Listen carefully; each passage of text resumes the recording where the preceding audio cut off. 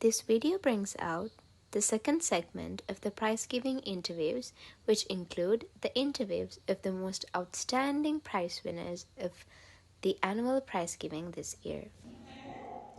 2026 වූ ජූනි මාස 3 වනදා වන අද දින ගම්පහ සිරිකුරුස විද්‍යාලයේ අප සැමට ඉතාමත් සුවිශේෂී දිනයක්. අද දවසේදී 2024 සහ 2025 වර්ෂවල වාර්ෂික ත්‍යාග ප්‍රදානෝත්සවය ගම්පහ සිරිකුරුස විද්‍යාලීය ශ්‍රවණාගාරයේදී ඉතාමත් උත්කර්ෂවත් අයුරින් පැවැත්වුණා. ඉතින් 2024 වර්ෂයේ වසරේ විශිෂ්ටතම ශිෂ්‍යාව ලෙස සම්මානලාභී ගංගුලී කාවින්දයා සොයුරිය මාත් එක්ක එකතු වෙලා ඉන්නවා. ඉතින් අපිට කියන්නකෝ මේ වගේ තරඟ විභාගයට මුහුණ දෙන්න සූදානම් පිට ඉඳද්දී පාසලේ විෂය සමගාමී වගේම විෂය බාහිර ක්‍රියාකාරකම් සමබරව පවත්වාගෙන යන්න අක්කා කොහොමද කටයුතු කළේ? ඇත්තටම කිව්වොත් ප්‍රධානම දේ තමයි අන්තිම මොහොත වෙනකන් අතාරින්න එපා. ඒ කියන්නේ දැන් බාහිර වැඩ එක්ක කරගෙන යනකොට මහන්සි පා වෙන තැන් එනවා. ඇයි මෙච්චර කරන්නේ කියලා හිතන තැන් එනවා. ඒ වගේම ගොඩක් දේවල් අහගන්නත් වෙනවා. ඒ කියන්නේ යාළුවන්ගෙන් අපි කරන සමහර දේවල් දකින්නේ වැරදියට. ඉතින් ඒවා දරාගෙන ඉස්සරහට යන්න හයියක් තියෙන්න ඕනේ. මොන දේ වුණත් කමක් නැහැ මං යනවා. අන්තිම මොහොත වෙනකන් අතාරින්න එපා එච්චරයි. ඒ කියන්නේ මහන්සි කියලා නැවතුනොතින් අර බැලන්ස් කරගන්න අමාරු වෙනවා විෂය බාහිර සහ විෂයට අදාළ දේවල්. ඉතින් එකම දේ තමයි කියන්න තියෙන්නේ අතරින්න එපා. තමන්ව විශ්වාස කරන්න. දැන් විශේෂයෙන් මම කියනෝනේ මගේ අම්මා. එයා දැන් මම අන්තිම මොහොතේ අතරින්න ගියන් ඒ ලෙවල් කියන එකේ අන්තිම හරියට මට ලකුණු අඩු වුණා. අතරින්න යද්දි අම්මා තමයි කිව්වේ නැහැ පුළුවන් කියලා. ඒ මුලින් ඉඳන් අතාරින්න නැතුව යන්න. සහ පාසලේ කට්ටිය මතක් කරන්න ඕනේ මුලින් ඉඳන් ගුරු භවතුන් මගේ යාළුවෝ මගේ පොත්වල මම නෙමෙයි ලියලා තියෙන්නේ මගේ යාළුවෝ. මම ලියලා තියෙන තැන් හොයාගන්නත් නැහැ. ඒකන් තියෙන්නේ නැහැනේ. ඉතින් අතාරින්න එපා. පුළුවන් තරම් ඕන්න මනස රිලැක්ස් කරගන්න. හැබැයි අනවශ්‍ය දේවල් වලට යොමු වෙන්නේ නැතුව අපේ අධ්‍යාපන වැඩ කටයුතු කරගෙන ගියොත් කරන්න පුළුවන්. ඉතර ලොකු දෙයක් නෙමෙයි. ඉතින් තාමත් ස්තුතිවන්ත වෙනවා අකට අද දවසේදී අපිත් එක්ක එකතු වෙලා අපි හැමෝමත් එක්ක අද දවසේ බෙදාගත්තට. ඉතින් අකට ඒ වගේම අපි අපේ හදපිරි සුබ පැතුම් පුද කර සිටිනවා අකට ලැබුණ ජයග්‍රහණය පිළිබඳව.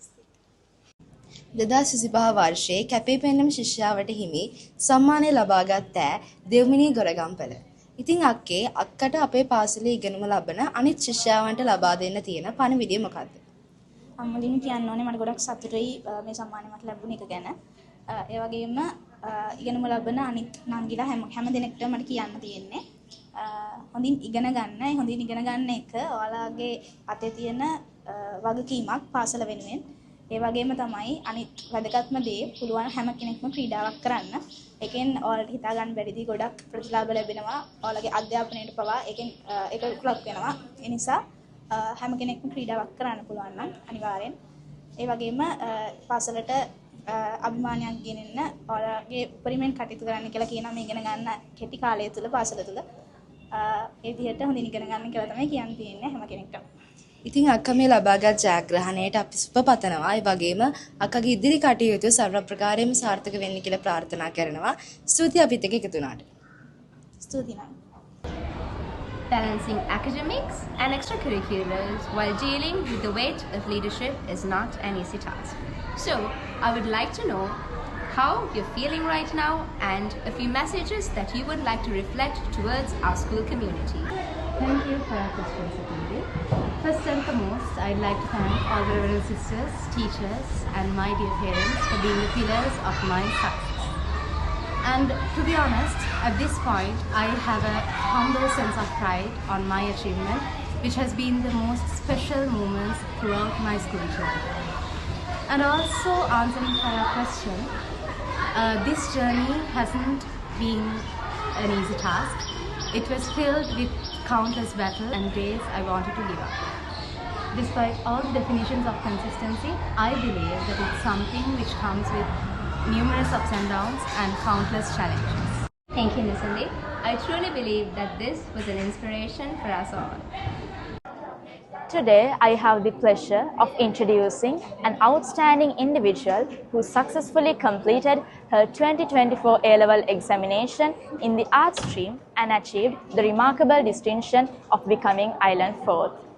Alongside her excellent academic performance, she actively participated in extracurricular activities and earned many qualifications throughout her school career. Her hardworking nature, positive attitude, and determination make her a truly inspiring and admirable character. It is with great pride and honor that I introduce Ms. Tenami Ranasinghe. So, Tenami Akka, what motivated you to achieve this remarkable success, and how did you balance your academic studies with your extracurricular activities and the other responsibilities? Thank you so much, Sarah, for having me today. I'm delighted to be here. So, I would like to say the key of achieving an academic milestone is hard work and dedication, and you have to be consistent with whatever you do. In the sense, even if you are balancing extracurriculars, for example, I did my degree alongside with my A-levels, so that was a very big hurdle because those both were extremely difficult academic milestones for me. But the thing is, you have to have an extremely good support system, and I believe our school provides you with that support system, good teachers, family, friends, and you should always stick to a consistent plan, and you should see through it no matter how difficult that is. So I would say with consistency, dedication, and a support system that truly believes in you, nothing is truly impossible. Yes, definitely. Thank you so much, Akka. 2024 අපස සාමාන්‍ය පෙළ විභාගයෙන් විශිෂ්ට සාමාත 9ක් ලබා ගනිමින් අද දින ත්‍යාග ප්‍රදානෝත්සවයේදී ත්‍යාග 17කට වඩා වැඩි ප්‍රමාණයක් ලබා ගනිමින් 2024 වසර සඳහා 9, 10, 11 යන ශ්‍රේණි ත්‍රිත්වයෙන්ම වැඩිම සහතික ප්‍රමාණයක් ලබාගත් ශිෂ්‍යාව එයයි. මෙවන් විශාල ජයග්‍රහණයක් ලබා ගැනීම පිටුපස සැඟවුණු කතාවන් සහ අනාගත පරපුරට ලබා දෙන අගනා පණිවිඩය පිළිබඳ දැනගන්නට අපි කැමතියි. ඔව් නංගි. මෙවර ත්‍යාග ප්‍රදානෝත්සවයේදී මට ත්‍යාග සහ සහතික පත්‍ර රැසක් දිනා ගන්න අවස්ථාව ලැබුණා. පළවෙනියෙන්ම මම මගේ පාසලට සිරිකුරුස විදුහලට ස්තුතිවන්ත වෙනවා.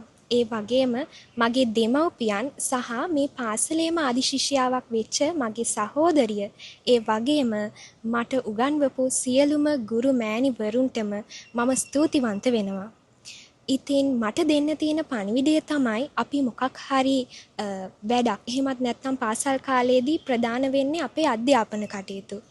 ඒ අධ්‍යාපන කටයුතු වලදී 100%ක්ම පූර්ණ අවධානය අපිට අපි අධ්‍යාපන කටයුතු වලට දෙන්න පුළුවන් නම් මං හිතනවා අපි හැමෝටම විවිධ ජයග්‍රහණ ලබා ගන්න පුළුවන් කියලා.